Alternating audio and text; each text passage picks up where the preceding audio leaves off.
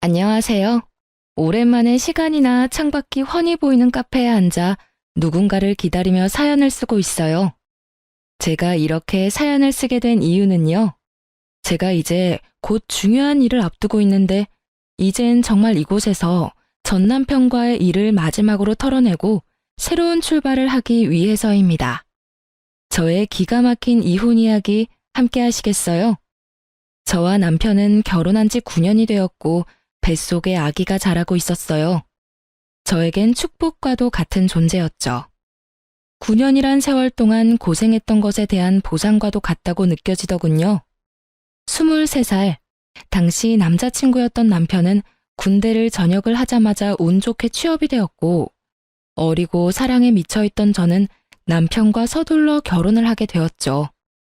아직 세상과 남자를 모르는 어린 딸과 한 가정을 책임지기엔 어렸던 아들이 서로 결혼을 하겠다는 소식은 부모님들에게 받아들일 수 없는 충격과도 같은 사건이었어요. 양가 부모님들은 저의 결혼을 반대하셨고 저흰 끝까지 결혼을 밀어붙였죠.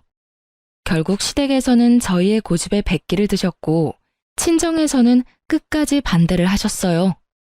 하지만 남편에게 눈이 멀어버렸던 저는 부모 형제를 등지고 결혼을 강행하게 되었고 결국 부모님과 언니 오빠는 결혼식에는 참석해 주었지만 그 뒤론 거의 연을 끊다시피 하고 지냈습니다.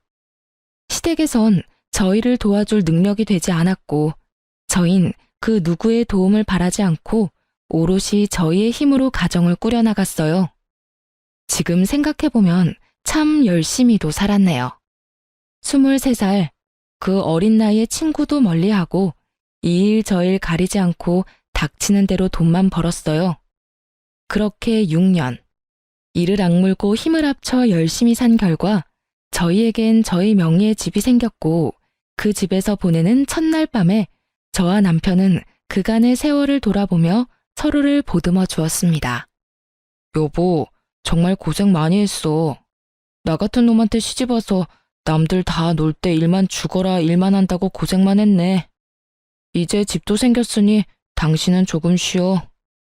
나만 고생했어? 당신도 같이 죽어라 이래놓고선. 기억나? 우리 왜 결혼해서 원룸에서 처음 시작했을 때 30살 되기 전에 꼭 우리 집 갖자고 했었잖아. 그 꿈 이루기 위해 우리가 얼마나 열심히 살았는데 당연히 기억하지.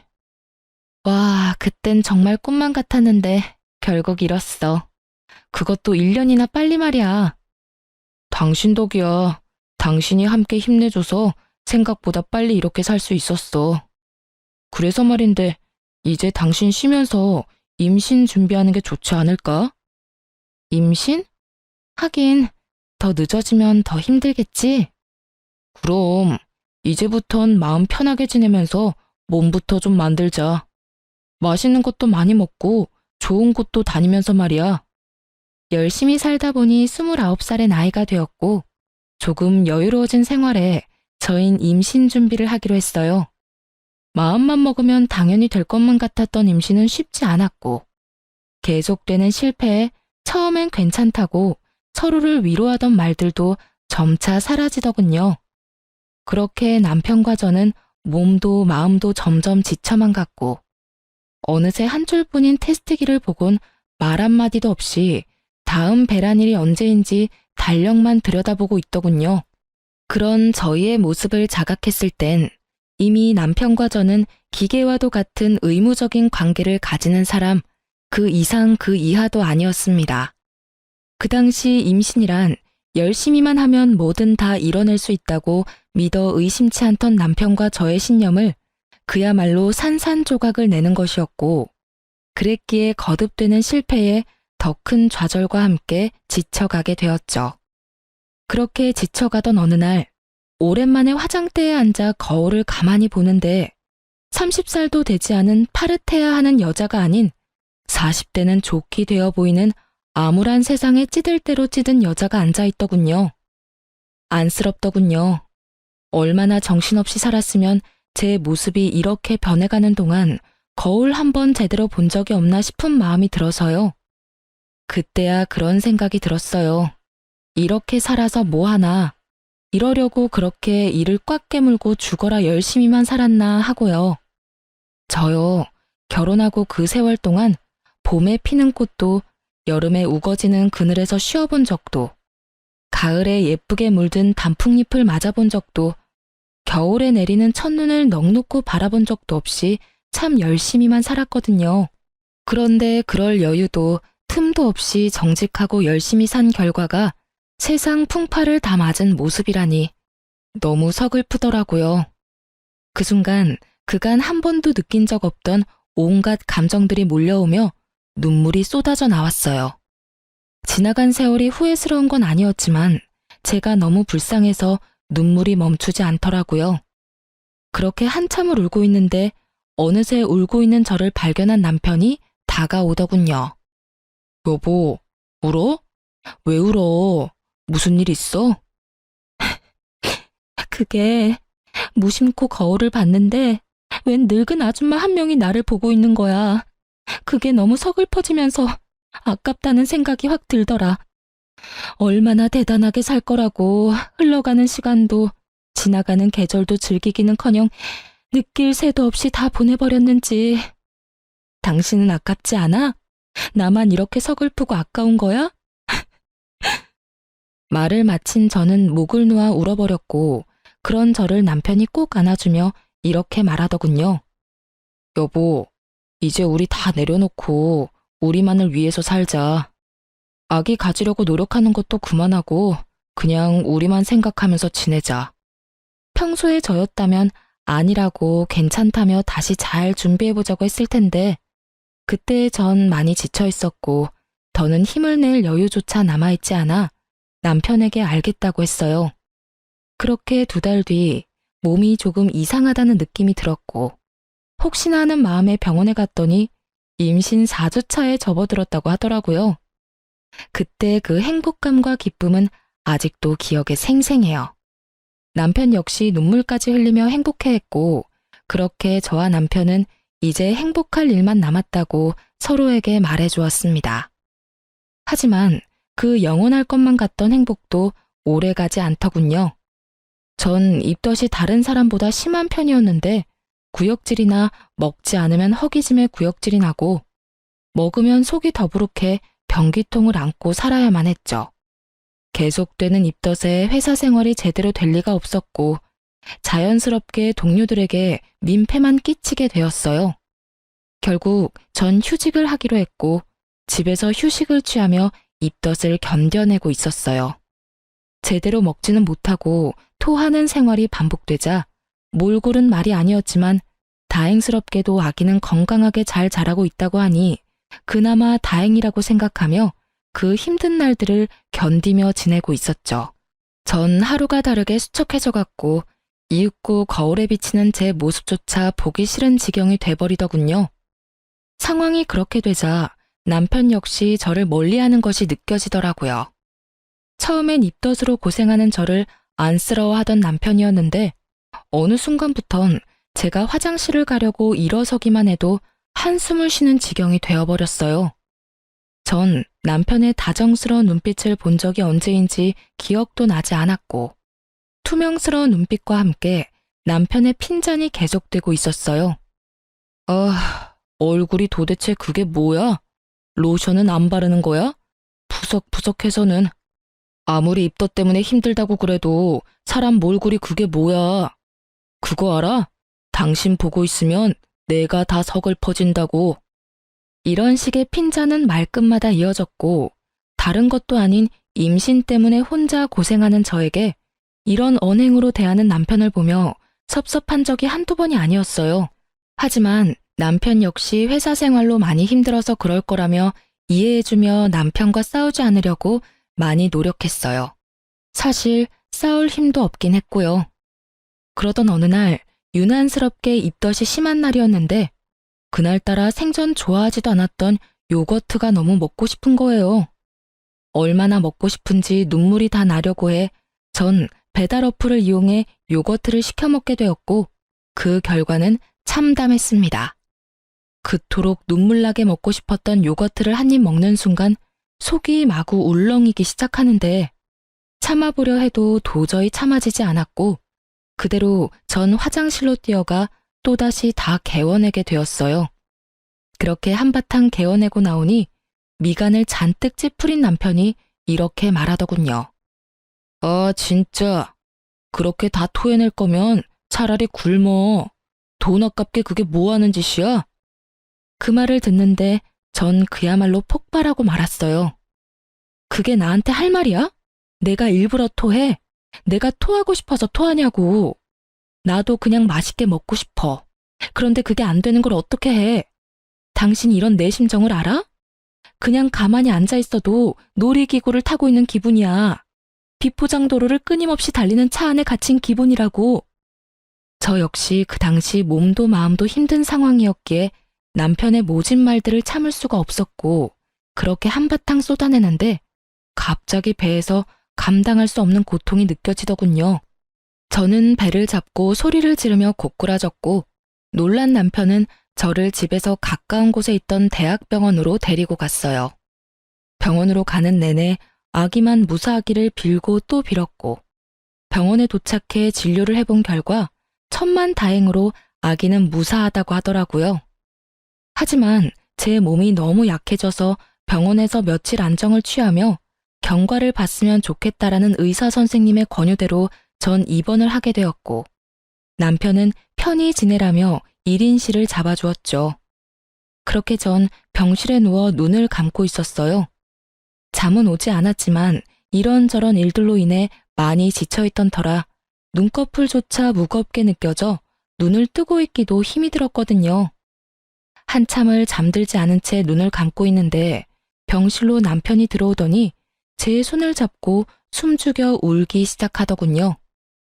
저는 내심 남편이 최근에 말은 모질게 했지만 아직 절 많이 사랑하고 있다는 생각이 들었고 많이 놀랐을 남편을 안심시키기 위해 괜찮다는 말로 남편을 달래주려고 했어요. 그런데 그 순간 남편의 입에서 믿지 못할 말들이 나오고 있더라고요. 여보, 미안해. 정말 미안해. 나 사랑하는 여자가 생겼어. 믿을 수가 없었어요. 사랑하는 여자가 생겼다뇨. 저와 남편이 함께한 세월이 얼만데 그동안 함께한 고생이 얼만데 이제서야 임신도 하고 살만해졌는데 이제와 저 말고 사랑하는 여자가 있다니 정말 믿을 수가 없더군요.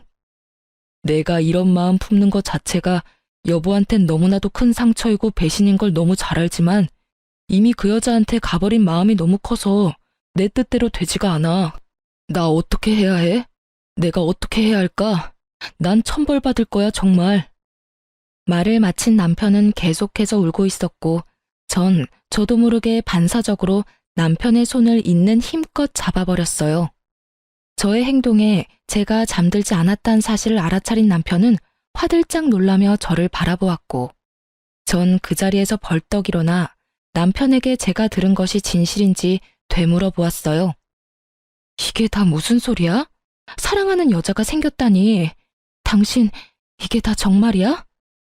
숨도 제대로 쉬지 못하고 쏟아내는 저의 물음에 남편은 눈물을 떨구며 이렇게 말하더군요. 다 사실이야. 당신한텐 정말 미안한데 나 사랑하는 사람이 생겼어. 남편의 눈물겨운 고백을 듣고 있는데 참 할 말이 없더라고요. 저는 아무 말도 하지 못하고 있었고 그렇게 정막만이 병실을 가득 채우고 있었죠. 그렇게 얼마나 지났을까요? 저는 여전히 고개를 숙인 채 저를 보지도 못하고 있는 남편에게 물었어요. 그래서 어떻게 하고 싶은 건데?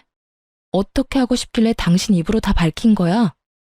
그게 당신이랑 이혼하고 그 사람이랑 살고 싶어. 나 이제 그 사람 없이는 안 될 것 같아.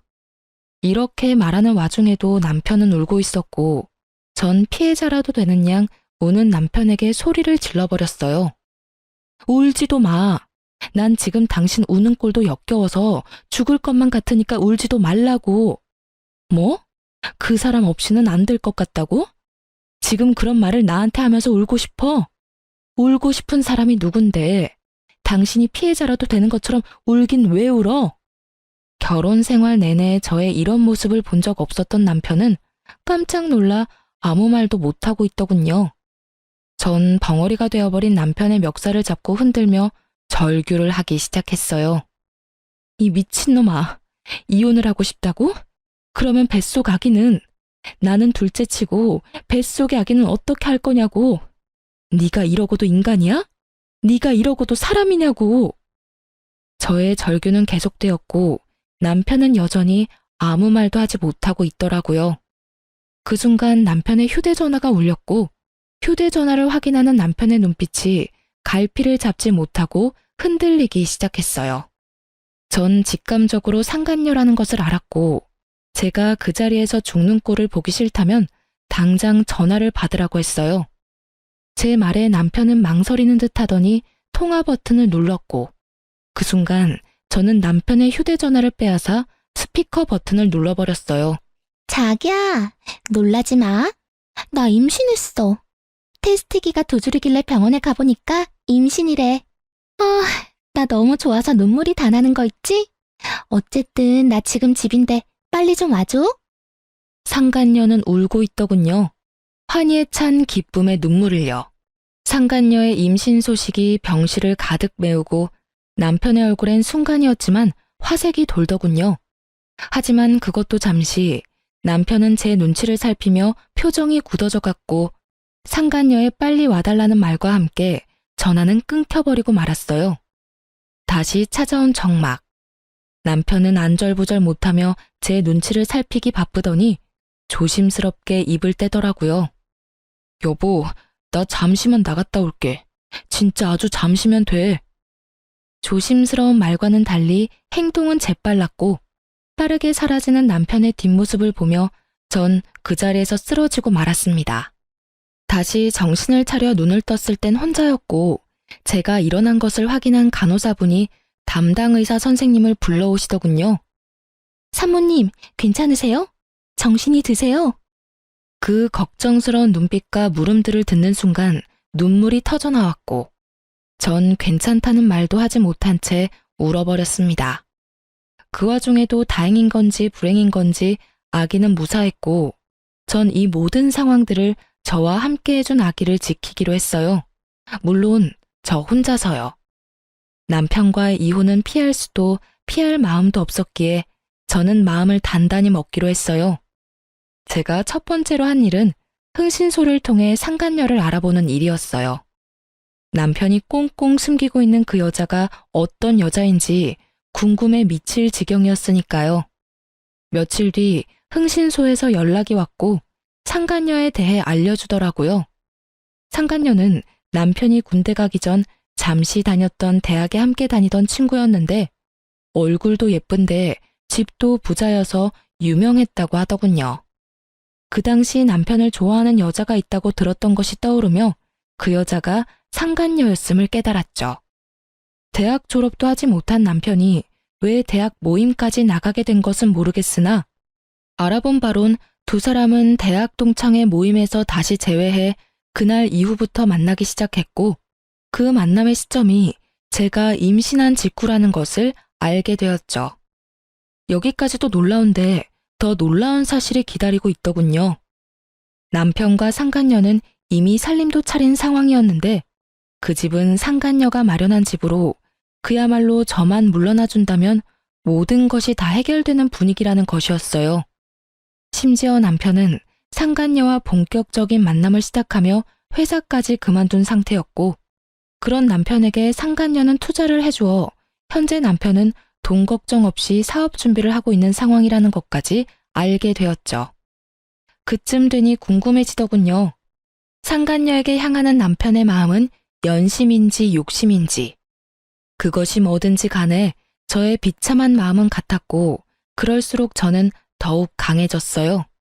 태어난 지가 언제인데 얼굴도 비추지 않던 남편은 웬일인지 다 늦은 밤에 집으로 들어오더군요. 남편의 표정, 숨소리, 손짓, 발짓. 그 모든 것들이 오늘이 우리의 마지막이라는 것을 보여주고 있었고 이윽고 남편의 입에서 이런 말이 나오더라고요. 여보, 우리 이혼하자. 이혼하자는 마당에 여보 소리는 잘도 한다. 내가 아직 당신한테 여보이긴 해? 그렇게 비꼬지 마. 나 마지막까지 당신이랑 얼굴 붉히고 싶지 않아.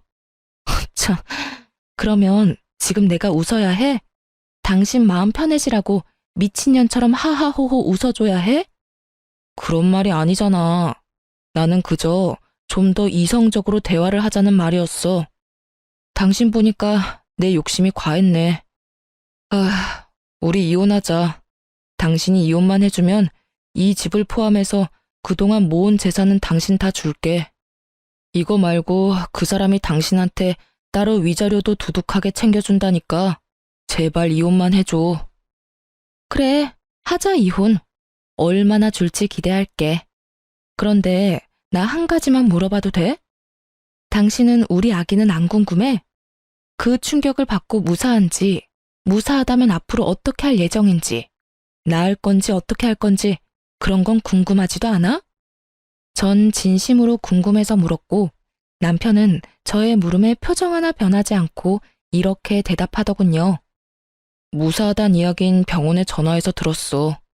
그리고 앞으로 어떻게 할지는 궁금해하면 뭐해? 내가 낳아서 키울 수 있는 것도 아닌데. 당신이 잘 생각해서 알아서 결정하겠지. 잘 생각해서 잘 결정해. 그게 어떤 결정이든 난 당신 의견 존중하고 응원하니까. 똥 같은 소리를 참도 정성껏 짓거리고 있더군요. 전 그런 남편에게 상간녀 소송도 진행 중이니 그런 줄 알라는 말을 마지막으로 집 밖으로 내쫓아 버렸어요. 더는 그 면상을 보고 있기도 힘이 들었거든요.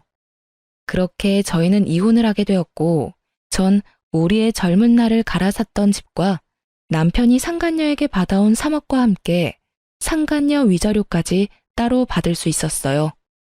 이혼이 확정된 날, 전 계획했던 대로 상간녀의 본가로 찾아가 상간녀의 아버지를 만났습니다.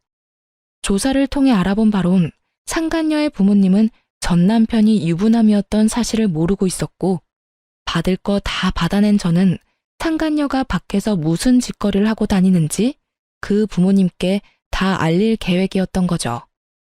예상대로 저의 폭로에 상간녀의 아버지는 노발대발 난리가 났지만 비교적 상간녀의 어머니는 차분한 것으로 보아 대충 알고 있었던 눈치 같더라고요. 누구신데 우리 딸에 대해 할 말이 있다고 하시는 건지요? 아, 제 소개가 늦었네요. 전 지금 따님이 만나고 있는 남자의 본처입니다. 정확히는 전부인 되겠네요. 오늘 이혼 확정이 났거든요. 네? 이혼이라니? 그럼 그 남자가 유부남이었단 말입니까? 우리 딸을 속였던 건가요? 아니요. 따님을 속인 것이 아니라 따님과 제 남편이었던 작자가 서로 불륜을 저질렀어요. 그래서 제가 물러나게 되었고요. 제 딸이 유부남인 걸 알고도 만났단 말입니까? 아니, 그럴 리가. 혹시 집을 잘못 찾아오신 거 아닌가요? 우리 딸이 만나는 남자가 있긴 합니다만 딸이 임신해 곧 결혼할 예정입니다. 유부남이 도대체 무슨 생각으로 처녀를 임신시키겠습니까?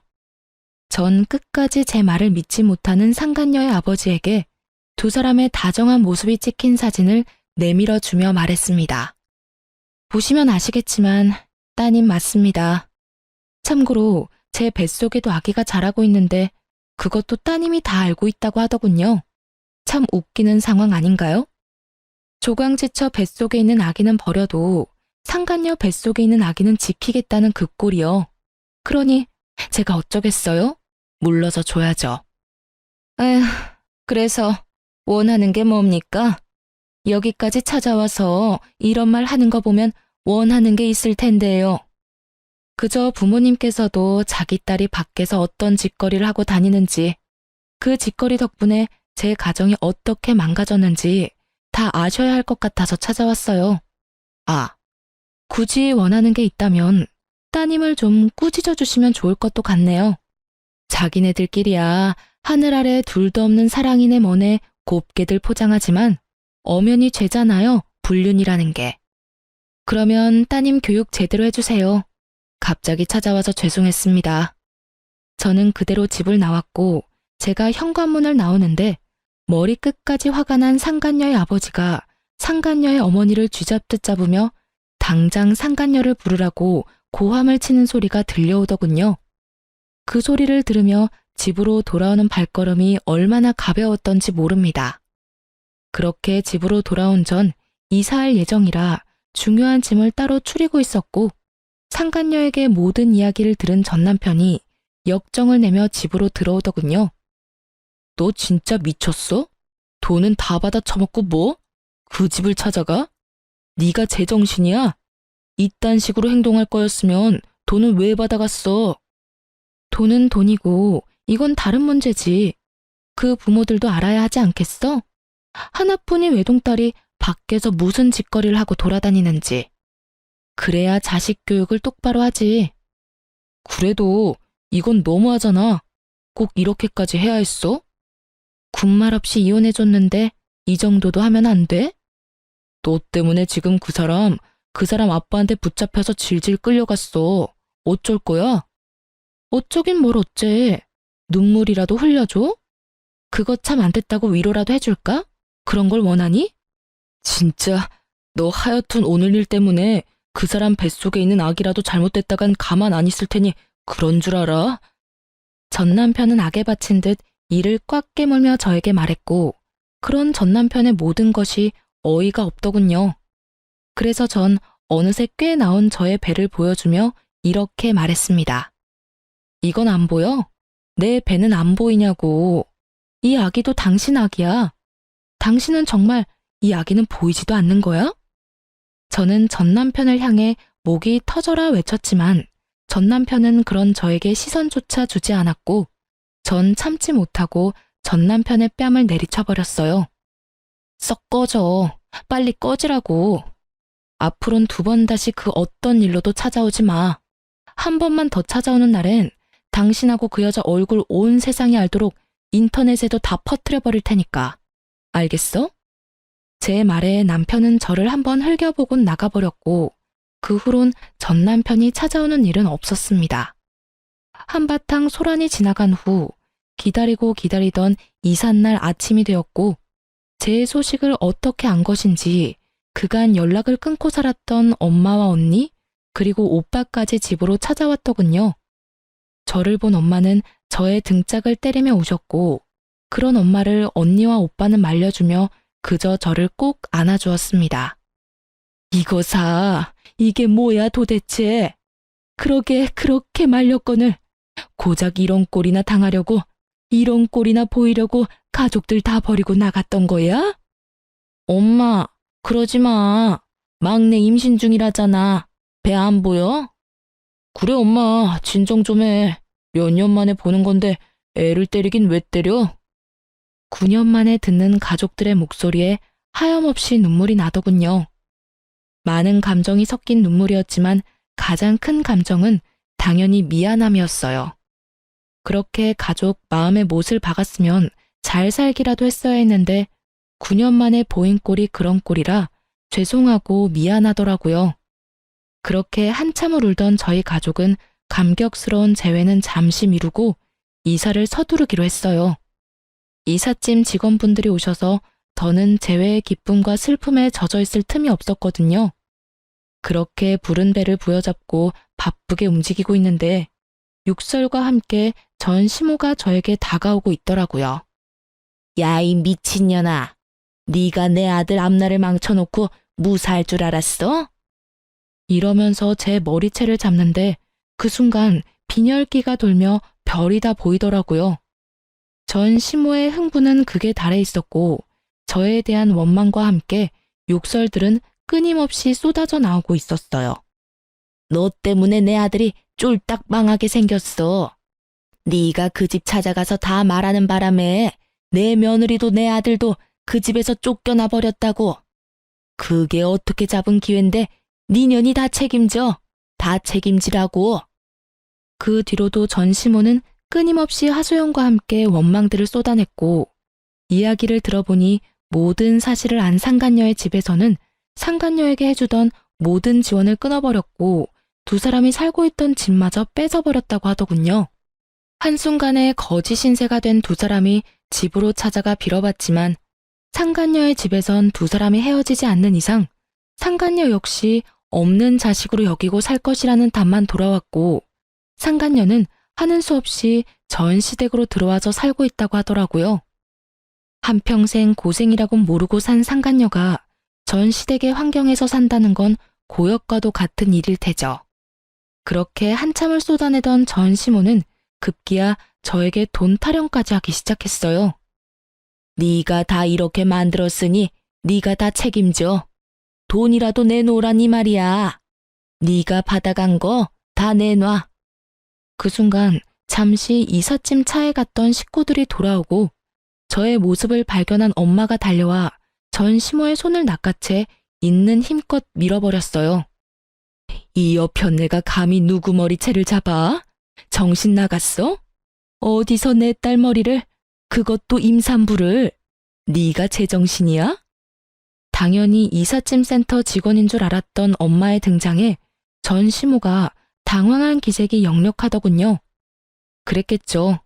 한평생 가족에게도 버림받았다며 저를 알게 모르게 무시했던 전시모였는데 이렇게 든든한 가족의 등장에 당황스러울 법도 했겠죠. 전시모는 바닥에 고꾸라진 채로 우리 가족을 차례로 훑고 있었고 화가 머리끝까지 난 언니가 자신의 직업이 경찰이라고 밝히며 이렇게 말하더군요. 아줌마, 한 번만 더 내 동생한테 욕하고 때리면 수갑 채워서 체포할 테니 각오하세요. 참고로 그렇게 잡혀가시면 합의는 없습니다. 아시겠어요? 이런 언니의 말에도 정신을 차리지 못한 전시모는 끝까지 돈 타령을 해대고 있었고 전 무슨 돈이냐며 물었죠. 다신 오지 않을 테니 돈 내놔. 돈만 주면 오라고 해도 안 올 테니. 무슨 돈을 달라고 이 난리세요? 그걸 몰라서 물어? 이 집 팔았으면 돈이 있을 거 아니냐? 엄연히 그 돈에 내 아들 목도 있는데 왜 모른 척을 하니? 그거랑 이혼할 때 받아간 3억, 그것도 내놓거라. 정말 뱃속의 아기만 아니었다면 욕이라도 실컷 해주며 있는 힘껏 한 대 때리고 싶더라고요. 다른 것도 아닌 위자료 내놓으란 말을 당당하게 하는 전시모의 모습을 보는데 화가 머리끝까지 나며 어이마저 없더군요. 아줌마, 잘 들어요. 그 돈은 내 뱃속에 있는 이 아기의 몫이자 내가 23살부터 이때까지 단 하루도, 단 1분도 제대로 쉬지 않고 열심히 살았던 날의 몫이자 하루아침에 배신당하고 갈기갈기 찢어져 버린 내 마음의 상처에 대한 약값이에요. 그러니까 절대 한 푼도 줄 생각 따위 없어요. 정 그 돈이 탐나고 갖고 싶으면 소송을 거세요. 저는 코웃음을 치며 전시모에게 말했고 제 말이 끝나자마자 변호사인 오빠가 나서 제 변호를 자처하고 나서더군요. 참고로 제 동생 변호는 제가 맡도록 하죠. 마침 그 분야가 제 전문이라 자신 있거든요. 그러니 언제든 소송 걸고 싶으면 걸도록 하시죠. 애꿎은 제 동생 괴롭히지 말고 법으로 이야기하자 이 말입니다. 전시모는 꽤 많이 당황한 눈치이더군요. 그럴 수밖에 없는 것이 상견례도 없었고 결혼식에선 가족들을 따로 소개할 시간도 소개를 받고 싶어하는 마음도 없었기에 저희 가족들의 직업, 형편에 대해선 전혀 알지 못했거든요. 그 뒤론 연을 끊고 지내다시피 했으니 저희 친정이 꽤 산다는 것을 전혀 모르고 있었으니까요. 전시모는 오빠의 말이 끝나자 당황한 눈초리로 가족들을 번갈아 살피기 시작하더군요. 경찰인 언니의 변호사인 오빠, 그리고 있어 보이는 엄마의 차림새까지. 찰나의 순간 가족들을 살핀 전시모는 갑자기 태세를 바꿔 저에게 무릎까지 꿇고 애원하기 시작하더군요. 아가, 내가 잠시 미쳤었구나. 내 아들이 하루아침에 거지꼴이 되어서 집으로 들어왔는데 어떤 부모가 제정신일 수가 있겠어. 너도 뱃속에 아기가 있으니 조금은 이해를 할 거다. 그러니 방금 전 내 행동은 네가 이해를 좀 해주렴. 그리고 이해하는 김에 내 아들도 좀 이해해주면 안 되겠니? 말이야 바른 말이라고 여자가 작정하고 꼬시는데 남자가 어쩌겠어. 그간의 정을 생각해서라도 네가 이해하고 용서 좀 해주렴. 네가 용서만 해주면 내 아들도 다시 너한테 돌아올 거고 그렇게 두 사람 제외하게 되면 뱃속의 아기한테도 좋지 않겠어? 애를 생각해야지. 이 험한 세상에 애를 혼자 낳아서 어쩔 생각이니? 남들 다 있는 아빠, 우리 손주한테서 뺏을 생각은 아니지? 이때껏 한 번도 꺼내지 않던 손주 이야기까지 들먹이며 애원하는 꼴이 참 가증스럽기 그지없더군요. 엄마 역시 저와 생각이 같았는지 전 시모의 말에 한마디의 대꾸도 없이 시모를 질질 끌어다 내쫓아버렸고 저의 이사는 무사히 마칠 수 있었습니다. 그날 이후 전 가족의 품으로 돌아가게 되었어요. 이미 사버린 집은 세를 주기로 했고 가족의 뜻에 따라 친정에서 지내게 된 것이죠. 그렇게 친정에서 지내는 동안 출산날이 가까워졌고 입원을 했던 대학병원에서 진료를 계속 보며 그곳에서 출산까지 하기로 했습니다. 출산을 하기 전 마지막 진료날, 언니와 함께 병원에 갔는데 그곳에서 전 생각지도 못한 사람을 만나게 되었어요. 그건 바로 상간녀와 전 남편이었어요. 그토록 화려하고 당당하던 상간녀의 모습은 온데간데 없이 사라지고 행색이 초라한 배불뚝이 여자가 전 남편과 옆에 자리하고 있더군요. 한 걸음씩 한 걸음씩 두 사람과 가까워졌고 저와 언니를 발견한 상간녀는 두 눈이 동그래지더니 이내 승리의 표정을 지으며 전 남편의 팔짱까지 급하게 끼고 저에게 다가와 인사를 건네더라고요. 오랜만이네요. 잘 지냈어요? 아, 이런 질문 좀 그런가요? 하긴, 잘 지낼 턱이 없는데 질문이 좀 그랬죠? 방금 전까지 전 남편과 돈 때문에 다투는 소리를 다 들었는데 이렇게까지 해서 저에게 아는 척이 하고 싶은 그 마음이 다 궁금하더군요. 그런데 그 애는 정말 낳아서 혼자 키울 수 있다고 생각해요? 진작 지우지. 이게 무슨 청승맞은 짓이에요. 뭐라고? 너 말 다 했니? 그게 네가 나한테 할 말이야? 왜 화를 내고 난리래? 다 걱정해서 하는 말인데. 아, 그리고 혹시나 해서 하는 말인데 양육비 이런 건 바라지도 말아요. 하긴 뜯어간 돈 많으니 양심이 있으면 양육비 달란 말은 못하겠지. 상간녀는 어떻게 해서든 제 속을 긁고 싶어 안달인 듯 했으나 전 도발에 더는 넘어가지 않았고 상간녀를 위아래로 훑어주며 이렇게 말했습니다. 그게 걱정이어서 굳이 반가워하지도 않는 사람한테 인사까지 한 거야? 하긴 꼴을 보아하니 걱정이 되긴 하겠다. 양육비 줄 능력도 처지도 안 되니까 말이야. 나 양육비 달라는 말 할 생각도 없으니까 그런 걱정은 넣어두고 사랑으로 가진 애 잘 낳아서 찢어지게 가난한 집에서 잘 키워봐. 난 댁들 덕분에 가족도 다시 만나 잘 지내고 돈도 많아서 양육비 걱정은 없거든. 제 말에 상간녀는 미간을 찌푸리는가 싶더니 이내 코웃음을 치며 비아냥대기 시작하더군요. 참 좋기도 하겠네요. 남편도 뺏겨서 애도 혼자 낳고 혼자 키워야 하는 마당에 좋다고 웃는 꼴이 참. 어떤 면에선 참 대단하기도 하네요. 상간녀의 비아냥거림에 제가 반격을 하려는 순간 어느새 제 곁으로 온 담당 의사 선생님이 제 어깨에 손을 두르며 언니에게 이렇게 말하는 것이 아니겠어요? 초영, 여기서 뭐 하세요? 무슨 일 있어요? 표정이 왜 이렇게 안 좋아요? 처영이라니. 전 크게 당황을 했고 언니 역시 당황한 기색이 역력했지만 그것도 잠시 천연덕스럽게 선생님께 제부라고 하며 상황을 설명하기 시작하더군요. 언니의 설명을 들은 선생님은 제 어깨를 잡은 손에 힘을 주며 말을 하더군요. 아, 아직 소식 못 들으셨나 봅니다. 저 이 사람하고 결혼 약속했어요. 식은 아직이긴 한데 출산하고 몸 추스르는 대로 결혼식 올리려고 하고 있어요.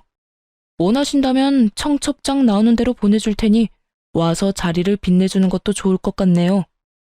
언니 못지않게 선생님은 천연덕스럽게 연기를 펼쳤고 선생님의 말에 이때껏 입 한 번 떼지 않고 있던 전 남편이 저를 향해 말을 하더군요. 여보, 이게 다 사실이야? 당신 이 남자랑 결혼했어? 혼인신고라도 한 거야? 전 남편의 말이 끝나자마자 여보라는 단어에 발끈한 상간녀는 제가 무어라 답할 새도 없이 전 남편을 쥐잡듯 잡기 시작하더군요. 당신, 지금 뭐라고 했어? 여보? 누구 보고 지금 여보라고 하는 거야? 상간녀의 말에 전 남편은 그제야 자신이 어떤 단어를 썼는지 자각한 듯 새하얗게 질린 얼굴로 말까지 더듬더라고요. 아니 그게 습관적으로 나도 모르게 튀어나왔어. 그걸 지금 말이라고 해? 당신은 아직도 저 여자하고 결혼한 사이라고 착각하는가 봐. 아니, 저 여자랑 다시 살고 싶기라도 한 거야? 무슨 말을 또 그렇게 해. 실수라고 했잖아. 실수라고? 그래, 그건 실수라고 치자. 그런데 당신이 왜 저 여자가 결혼한 사실에 화를 내? 왜 간섭하냐고. 그건 나도 놀라서 그랬지. 당신 지금 너무 흥분했어. 진정 좀 하고 진료나 보러 가자. 예약 시간 다 됐어. 지금 내가 진료 보게 생겼어? 당신 같으면 이 기분에 진료가 보고 싶겠냐고.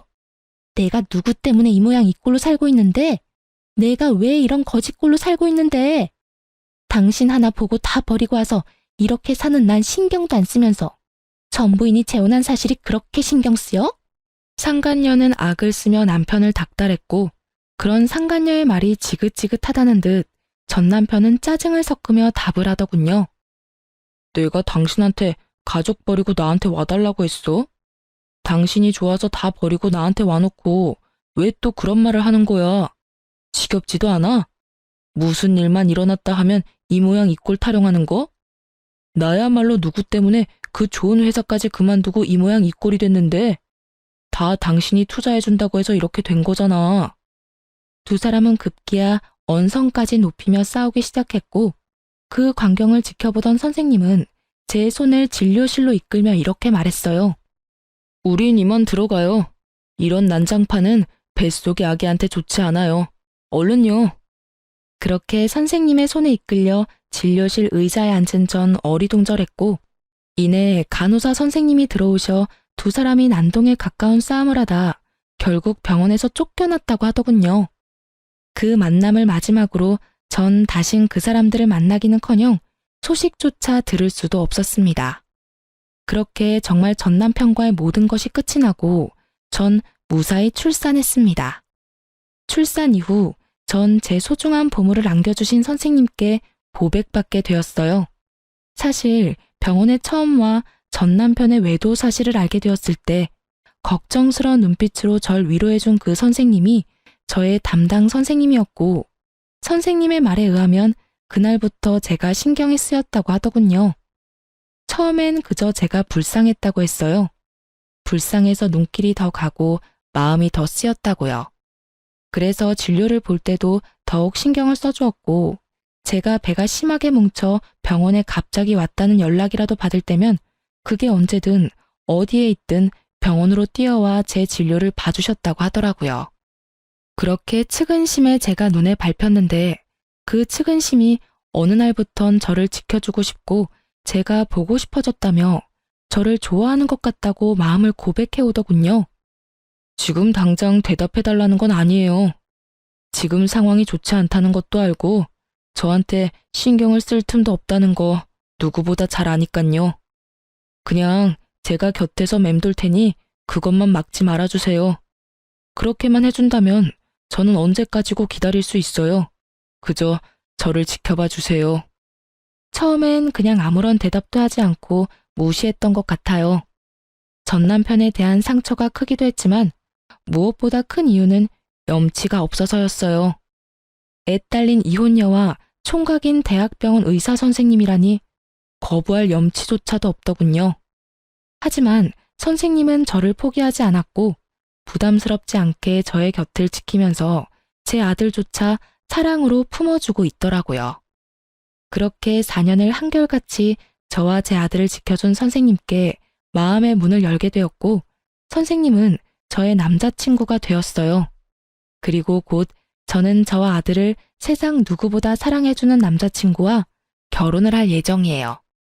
말이 씨가 된다고 하더니 전 남편과 상간녀 앞에서 저와 결혼한 사이라고 거짓말을 하던 모습이 엊그제 같은데 그 결혼이 현실이 되었지 뭐예요?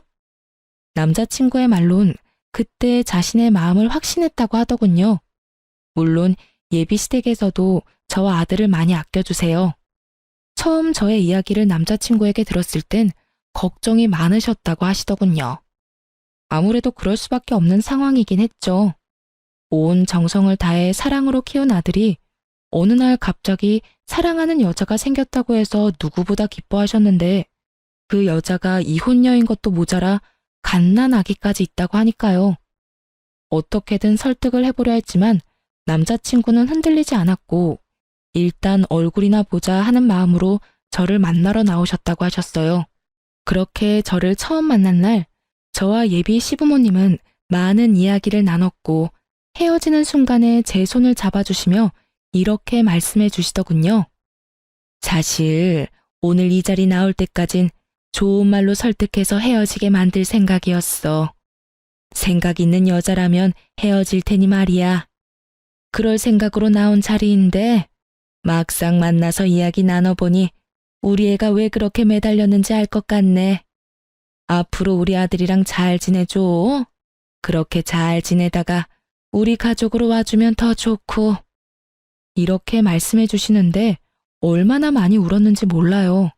그 마음이 너무나도 감사하고 또 그 감사한 마음이 드는 것이 염치도 없어서요. 제가 자식을 키워보니 알겠더라고요. 그것이 얼마나 큰 결정이었는지. 그래서 저도 그런 마음을 저버리지 않게 열심히 노력해 보려고 합니다. 제가 사연 처음에 말씀드렸었죠? 누군가를 기다리며 사연을 쓰고 있다고. 그 기다리던 사람이 다름 아닌 남편과 제 아들입니다. 저를 여기에 앉혀두곤 장난감을 사러 간다고 나간 두 사람인데 이 긴 사연을 쓸 때까지 돌아오지 않고 있네요. 아마 모르긴 몰라도 장난감을 사러 간 두 사람은 장난감 가게를 살 태세로 쇼핑을 하고 있는 모양이에요. 가끔 이럴 때가 있어 제가 두 사람을 잡으러 간 적이 한두 번이 아니거든요.